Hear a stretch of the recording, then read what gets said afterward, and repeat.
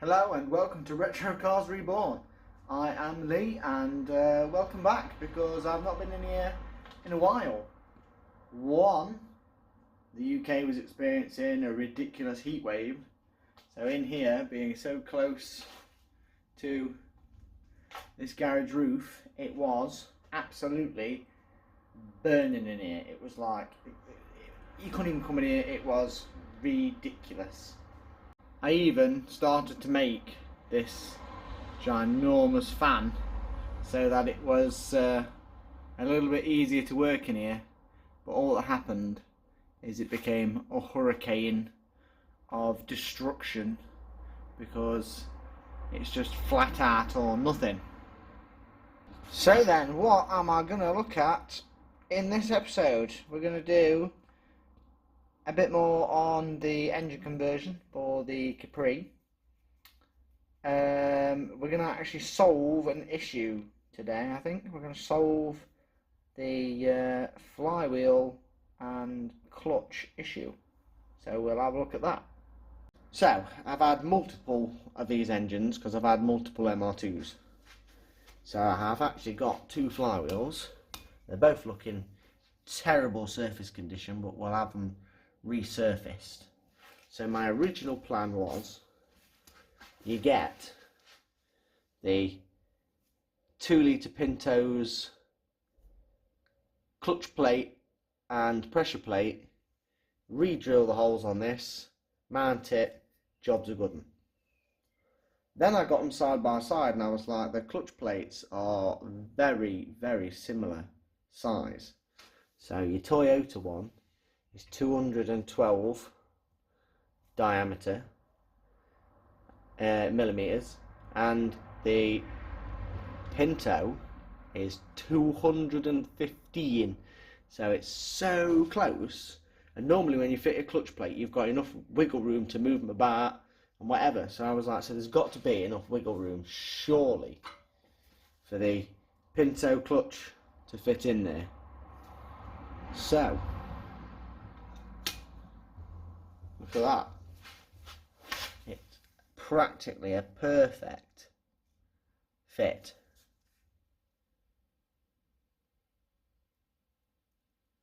Absolutely so close. Look at the edge, look. It practically follows it all the way around. Yeah, look at it. Practically perfect. So then I was like, right then, if that fits there pretty well, when we take out that and that, surely the normal pressure plate will fit over the Pinto clutch plate and work. And there you go, it's fitted. It might be terribly off centre because one, I've not centered it up, it's just for showing you guys, and that actual clutch plate that I took out of the Capri when I put a new one in is absolutely stuffed.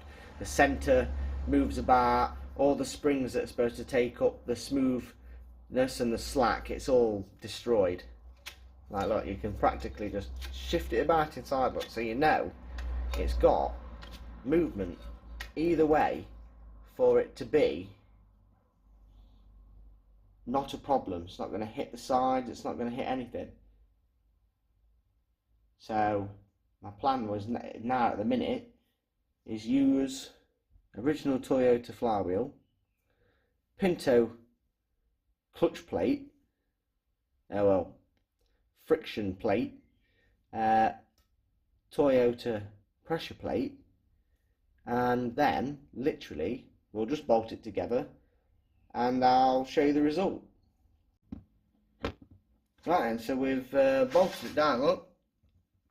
It's pretty close to being perfectly spot on in the middle, even though it's just for show. But that's it. So you've got your Toyota flywheel now with your Pinto clutch inside. So now there's no reason why that can't be mated up to the Type 9. So let's go over there and do it and see what the result is.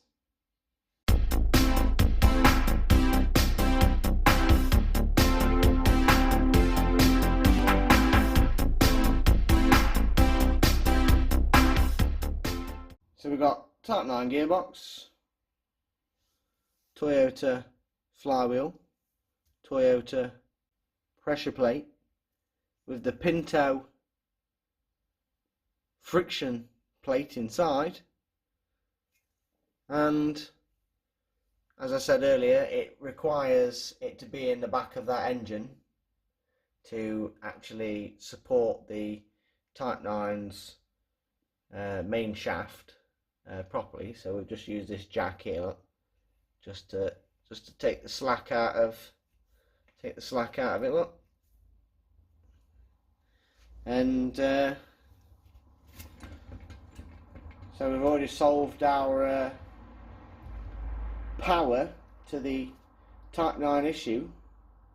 So now we've definitely got engine can now supply power to the gearbox. As you can see how knackered that actual clutch plate is, the actual friction disc inside, the actual main bit. You can hear it, you can hear the bearings. I had to put up with that for a year when I dailied the Pinto, but the Pinto's got a new clutch attached to it, and I've probably done 200 mile in it, so that can go in there and that solves that problem. So we've already solved and overcome one problem here. How are we going to get the clutch and flywheel to marry up? Well, they're practically the same size, so I think that's the issue solved there for that. Now it's just attaching the gearbox to the actual engine that's the next issue to overcome. Now I also want to talk about the bell housing. Now this is the bell housing, as I previously stated in another video, that this is for the 2.8 injection, and that's for the V6. And I liked the fact that the top holes would sit in between here, so for the conversion plate itself it wouldn't be in conflict with any of the existing holes. But also, because of its shape, it was just nearly enough impossible. Plus the starter motor bolted in on the Pinto on the 2.8 at the bottom, and as you can see, the Toyota engine, it's quite close to the top.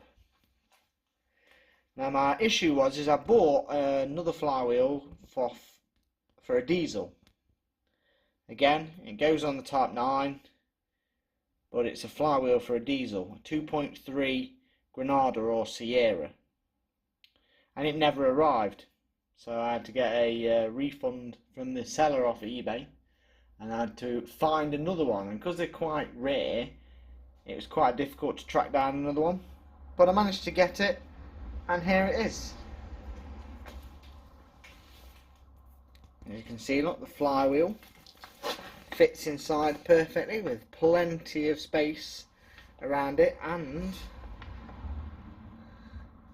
the starter motor on the diesel is halfway up, just like the Toyota. So I'm hoping that because this flywheel setup and this bell housing, see, it's only got so many bolt holes, look, that held it on to the diesel engine. There wasn't many, there's like 4, and none of them come in conflict with this whatsoever. So I'm hoping that's the way to go. So yeah, that's where I kind of am at, really, with the engine conversion at the minute. I started to make the template for the conversion plate. I already made one, and it was so bad and so terrible that I got so angry with it that I just snapped it into tiny pieces and threw it in the bin, because it is so much more difficult than I expected. Look how easy it is to make gaskets for things, absolute piece of piss. I could make gaskets for things all day long. This, on the other hand, ridiculous. It just shatters so easy. You try and use a punch just to make your tiny little hole. It just shatters it. The step drill bits are perfect for cutting through it so far, but up to a certain point they decide to shatter it. You can get proper drill bits to drill for it, but I'm never probably going to do this ever again after this. So I will just continue. So yeah, next video on this should be hopefully me getting some progress done with this. So I'll leave it there. Thanks for watching. I've been Lee. This has been Retro Cars Reborn. Hopefully you'll stay tuned to see what happens in the future episodes and everything that I've got to get done.